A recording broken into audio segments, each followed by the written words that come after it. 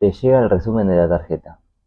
Ves un pago total, 800.000 pesos, te alarmás, después ves el pago mínimo, son 120.000 pesos.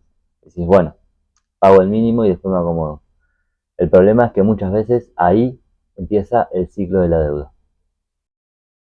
El uso de tarjetas de crédito es cada vez mayor, sobre todo cuando las ingresamos a aplicaciones, a billeteras virtuales y nos permiten pagar desde ahí, ni sentimos lo que estamos gastando.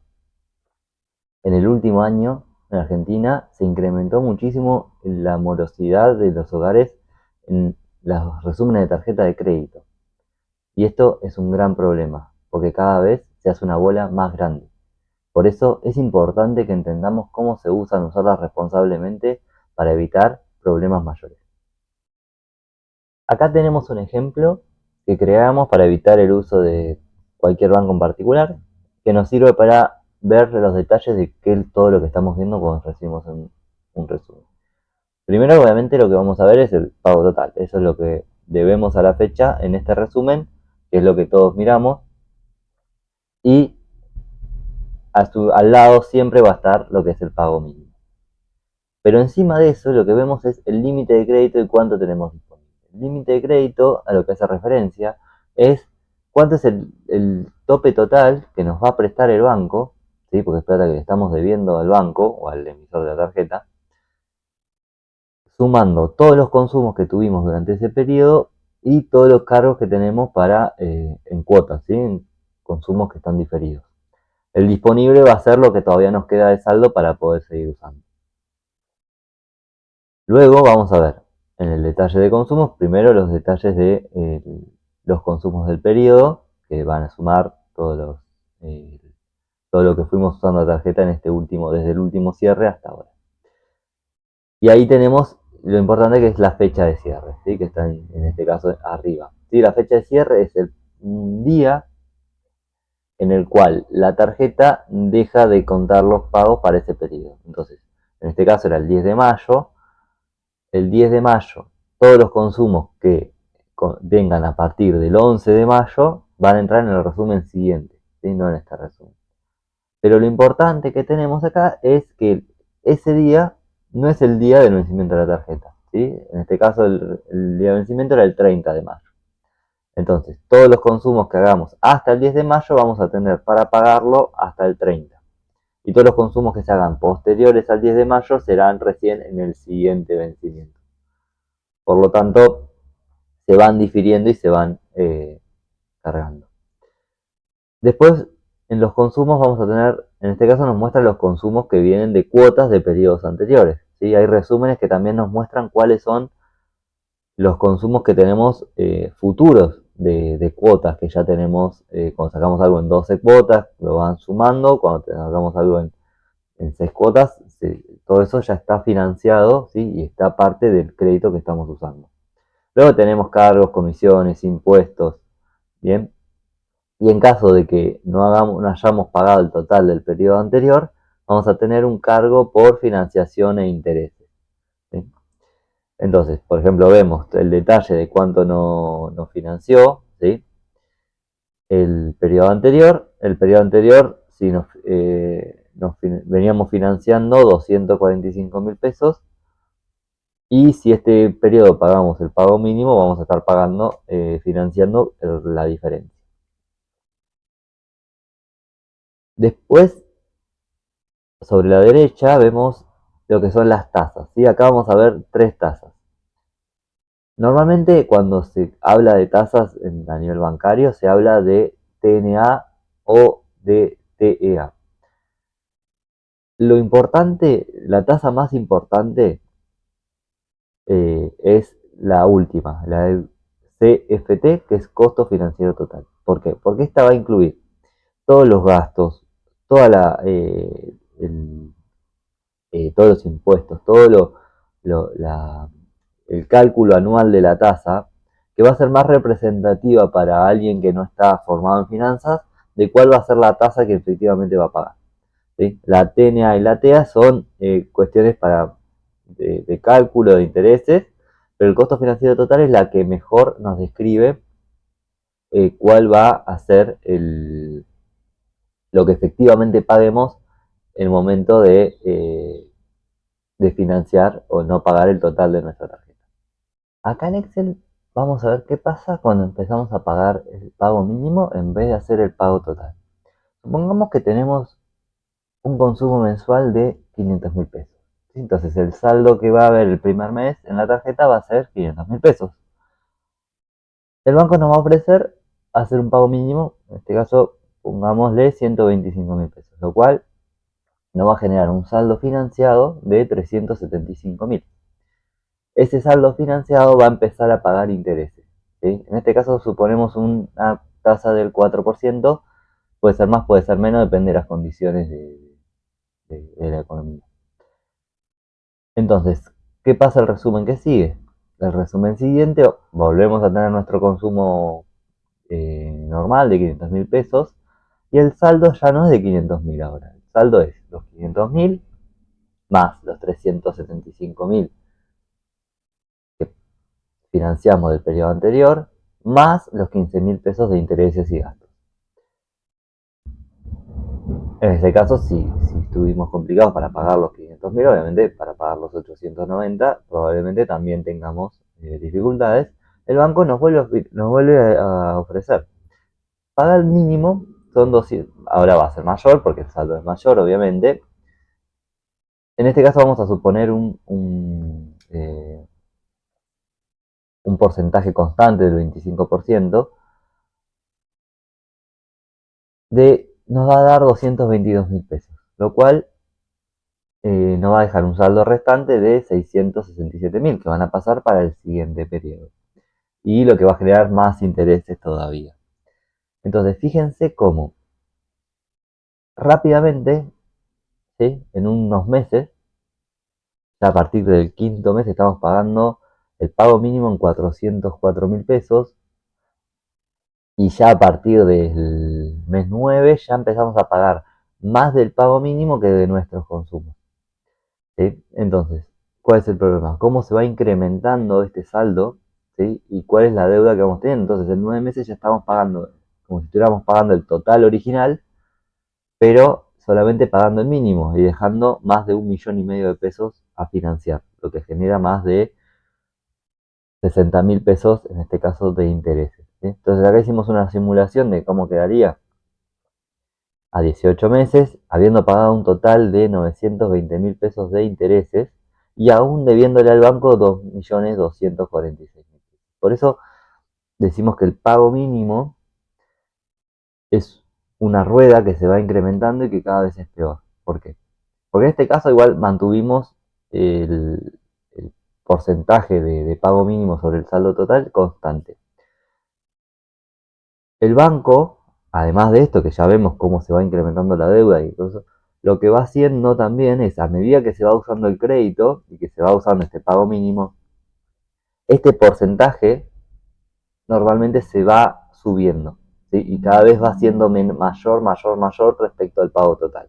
Entonces, supongamos que, no sé, a partir del mes 10, en vez de ser el 25, va a ser el 30, ¿sí? Por unos meses. Pues a partir de eso va a ser el 35 por unos meses y lleguemos al 40, ¿sí? Entonces, fíjense cómo el pago mínimo sube muchísimo más todavía. ¿Y eso qué nos va a hacer? Nos va a hacer que cada vez tengamos más presión sobre nuestro ingreso por la deuda que tenemos de tarjeta de crédito. ¿Y cuál es el problema? Podemos ver cómo si el porcentaje se va incrementando, obviamente vamos dejando cada vez saldo financiado cada vez menor, pero fíjense que si no lo podemos pagar el mínimo, vamos a tener muchísimos más problemas después. Entonces, si el primer saldo nos generó presión, ya el pago mínimo de esos valores tan altos nos va a generar muchísimos más problemas. ¿Qué opciones tengo si no quiero pagar el mínimo, pero tampoco puedo pagar el total? Bien, la primera opción que tenemos es, bueno, no logro llegar al total, pero voy a hacer un pago parcial. Este pago mínimo que nos ofrece el banco es el mínimo. No quita que yo pueda hacer un pago mayor. ¿Sí? ¿Y qué va a hacer esto? Esto va a hacer que el pago, el saldo financiado que tengamos final del periodo sea menor. ¿Por qué? Porque yo ya hice un pago mayor. Si en vez de pagar en el primer periodo 125, vamos a pagar 250, ¿sí? Que es la mitad del resumen. Fíjense cómo igualmente crece la deuda, igualmente crecen los pagos que vamos a hacer. Los pagos mínimos obviamente crecen más despacio, pero lo importante acá está en que los intereses que vamos a estar pagando van a ser muchísimos menores, ¿sí? Pasamos de 900.000 que habíamos dicho en el ejemplo anterior a 300.000 en un periodo de 18 meses. ¿Eso qué va a hacer? Va a ser menor presión para nuestro bolsillo y que más rápido podamos recuperarnos de esta situación y terminar de saldar el, el, el, el saldo total de la tarjeta, ¿sí? Entonces, no estamos, cuando el banco nos ofrece un pago mínimo, no nos está obligando a hacer ese pago mínimo, sino que puede ser mayor a ese pago, ¿sí? Por eso se llama pago mínimo. Otra opción que tenemos es el plan de pagos, ¿sí? Muchas veces el banco mismo, en el resumen de la tarjeta debajo, vamos a ver que nos va a ofrecer plan, y le va a poner un nombre, que lo que hace es agarrar el saldo que tenemos y lo va, si bien no va a seguir cobrando intereses, por lo menos le vamos a dar una previsibilidad de pago. Entonces, lo que va a hacer normalmente es que ese interés que nos cobre sea un poco menor respecto al pago por el financiamiento sin plazo, sin sin la certeza por eso es que genera un plan, ¿sí? Lo que hace es, nos va a generar en cuotas el saldo que nosotros tenemos, ¿sí? Y lo va a ir cargando mes a mes en los futuros resúmenes, pero ya con un cronograma establecido. Esto lo que va a hacer es que nos va a generar más presión porque vamos a tener que cumplir con ese plan de pagos y no vamos a poder, o sea, nuestros pagos mínimos no los vamos a poder llevar tan bajos, pero lo que va a hacer es que paguemos menos intereses también. Entonces, ¿cómo funciona esto? Uno le da al banco esa previsibilidad, el banco le baja los intereses.